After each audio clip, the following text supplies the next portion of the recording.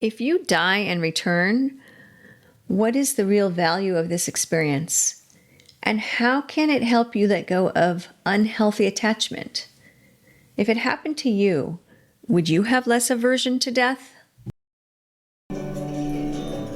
Hi, it's Margaret Maloney, and welcome to Season 3 of the Death Dhamma podcast. I'm so glad you're here, and I'm so appreciative that you are part of my community. And yet, I seek not to be attached to the idea of the podcast or even to the idea of our community. And that's our topic this season: attachment, clinging, and aversion. What happens when we really want something? What happens when we really don't want something? And what does it do to our suffering and dissatisfaction? Let's dive in and find out a little bit more with today's episode. Approximately 4% of adults in Western countries have experienced at least one near-death experience. Although we want to be cautious with that number because a near-death experience is self-reported, meaning I say I had it and then I tell others about it, right? And Buddhists in Western countries are in the minority. But that means, of course, it's possible that a Buddhist can or has experienced a near-death experience, maybe even you. We have meditation practices that are intended to help us prepare for death, to help us gain insight into the process of dying and death. Padmasambhava's Tibetan Book of the Dead is popular, as is the Tibetan Book of Living and Dying by Sogyal Rinpoche or Rinpoche. The goal is to help us face death as calmly and peacefully as possible, our own, and also to help others. Now, our actual moment of death is a critical piece of our spiritual path, part of our progress. Our rebirth is shaped by our karma and our state of mind at the time of our death.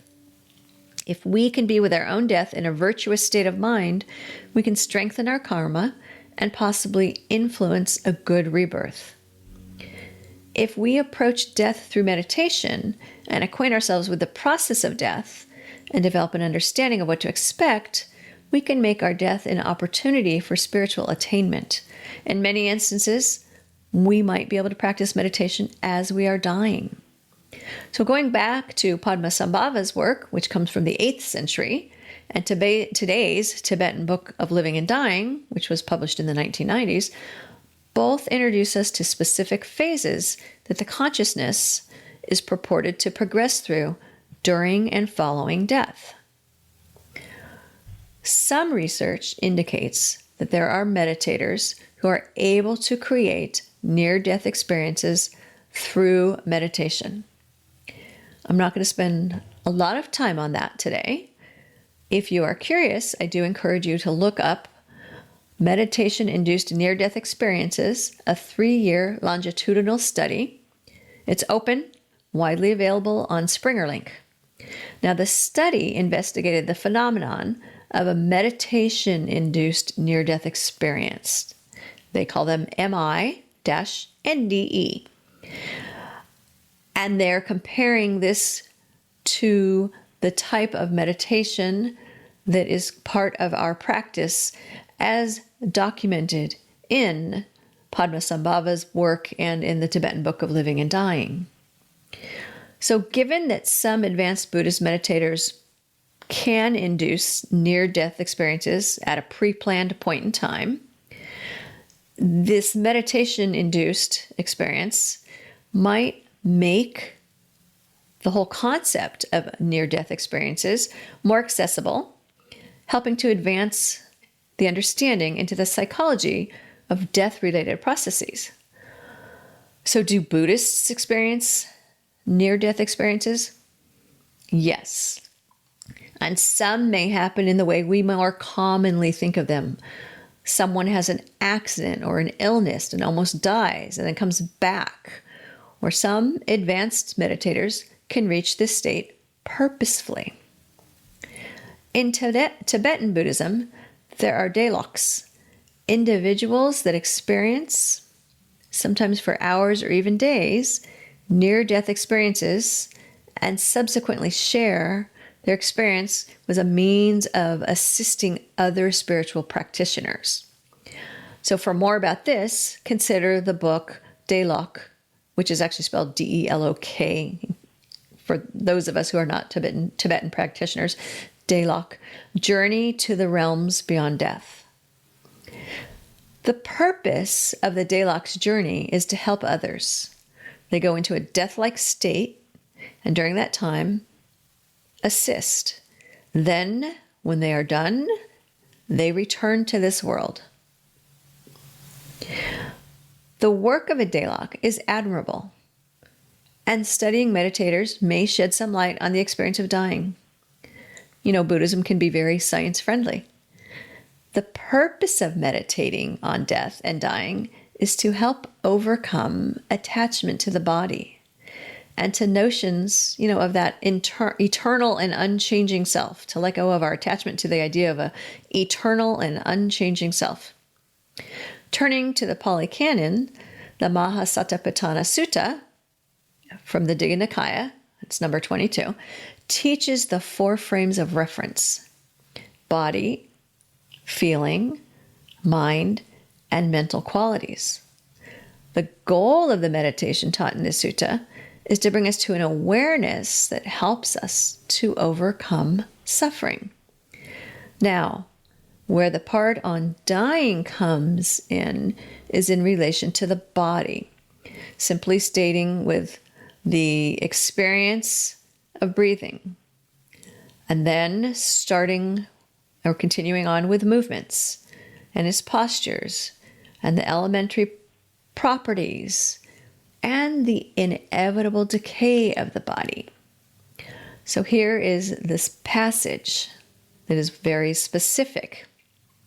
Furthermore, as if he were to see a corpse cast away in a charnel ground, 1 day, 2 days, 3 days, is dead, bloated, livid, and festering, he applies it to this very body. This body too, such is the nature, such is its future, such is its unavoidable fate. Or again, as if he were to see a corpse cast away in a charnel ground, picked at by crows, vultures, and hawks, by dogs, hyenas, and various other creatures, a skeleton smeared with flesh and blood, connected with tendons. A fleshless skeleton smeared with blood, connected with tendons.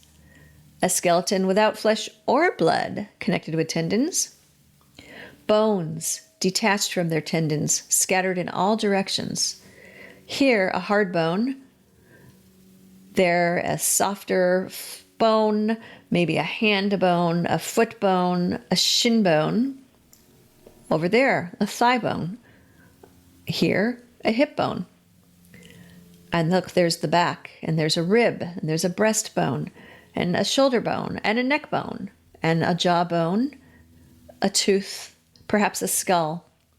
The bones whitened, somewhat like the color of shells, piled up, more than a year old, decomposed into a powder. He applies it to this very body. This body too, such is its nature, such is its future, such is its unavoidable fate. In this way, he remains focused internally on the body in and of itself, or externally on the body in and of itself, or both internally and externally on the body in and of itself. Or he remains focused on the phenomenon of origination with regard to the body, on the phenomenon of passing away with regard to the body, or on the phenomenon of origination and passing away with regard to the body. Or his mindfulness that there is a body is maintained to the extent of knowledge and remembrance, and he remains independent, unsustained by not clinging to anything in the world. That is how a monk remains focused on the body in and of itself. Now note that before this passage, the meditator thinks about the body in different ways. So it doesn't just jump into the charnel ground and the decay and all the bones, but starting by noticing the breath, noticing movement, noticing everything that's within the body and what the body is made up of. And the sutta ends with this. This is the direct path for the purification of beings, for the overcoming of sorrow and lamentation, for the disappearance of pain and distress, for the attainment of the right method, and for the realization of unbinding. In other words, the 4 frames of reference. Now, this sutta is not entirely about recognizing death. It is about release from suffering using the 4 frames of reference. And my short discussion here is not enough. I truly encourage you to access the sutta itself and to study it with a skillful teacher. You might also take a look at the Kayagata Sati Sutta. Remember, the point is to help the meditation practitioner move beyond being attached to their body and gain insight into the processes of decomposition and dissolution of the body as they occur during and following death. The point is not to create a near-death experience. The point is to meditate in a way that supports your release from suffering, and attachment to the body is one form of suffering. Aversion toward death is one form of suffering. If you do experience a near-death experience, use it to help others understand the process of death. Use it to live with less suffering and to help others do the same. I would love to hear from you, your thoughts, your suggestions, your own stories about attachment. So follow this link, I'm going to read it to you in a minute here, to leave me a 90-second message with your ideas and suggestions. You can go to https://www.speakpipe.com/death_Dhamma_podcast. I suppose you could also just use your favorite search engine to say SpeakPipe Death Dhamma Podcast. And there you can record an audio message for me. And be sure to come over to margaretmaloney.com. That's MargaretMeloni.com and join the community. You've been listening to the Death Dhamma Podcast with your host, Margaret Maloney. Thank you so much for being here. Come find me on margaretmaloney.com, MargaretMeloni.com. And until we meet again, may you be well, may you be happy, may you be at ease, and may you be free from suffering. Bye for now.